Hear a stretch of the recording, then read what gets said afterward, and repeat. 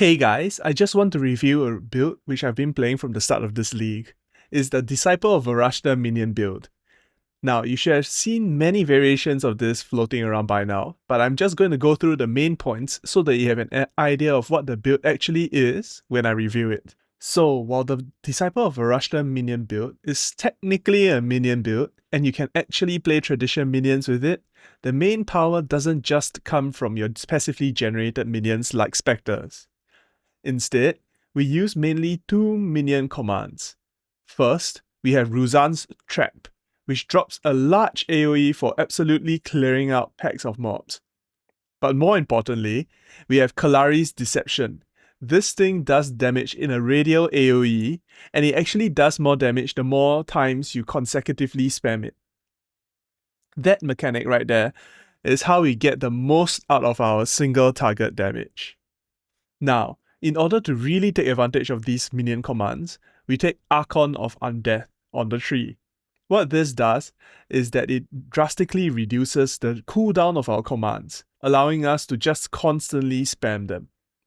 Honestly, it makes these command skills go from just being strong to, quite frankly, kind of overpowered in the current patch. Aside from the unique minion commands, another massive benefit of going for Disciple of Varashta are the nodes that give us great bonuses for going Energy Shield.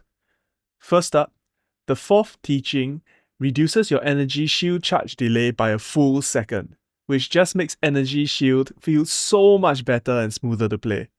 Then we have Sacred Ritual, which allows you to have more physical damage reduction the more Energy Shield you have. With both of these nodes working together, it makes it incredibly easy to switch over to CI, or Chaos Inoculation, and get that sweet immunity to chaos damage. Alright, so now that we've broken down what the Disciple of Varashta minion build is, let's talk about the actual experience of playing it on the controller. Because most of the things we have talked about so far has probably been discussed by other content creators.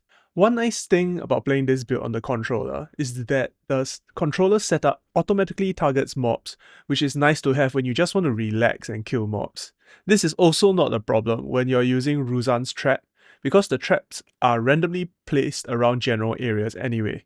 Most of the time you will not lose anything from using the controller with the skill. However, Kalari's Deception is a radial skill, so it gets a bit clunky. Due to how controller aiming works, the enemy that gets locked on will be in the center of the skill, which is usually not the best place to cast the spell on for radial skills.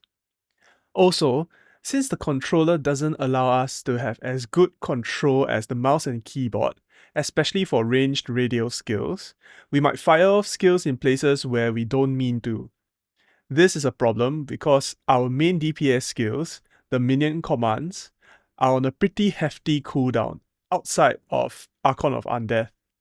Each missed skill is actually a huge waste, especially compared to other skills where you might only lose some mana on a miss. All in all, the build currently plays extremely well right now, even on the controller, but that's because I think it's quite overpowered in its current state. So even though it doesn't have the best mechanics for controller players, it's so strong it doesn't really matter.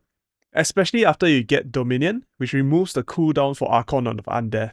However, if you are looking at this video in the future, past Path of Exile to patch 0.5, you might want to make sure that this build has not been overly nerfed by the patch notes before playing it as a league starter. If it hasn't been nerfed, however, when you're looking at this video, I highly recommend this build because it's really quite overpowered. So there's that for my review of Disciple of Varashta minion build on the controller.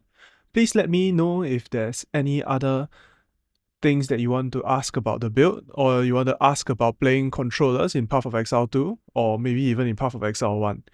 If there's anything else I missed, also please feel free to tell me whatever thing that I said wrongly or I missed in the comments video.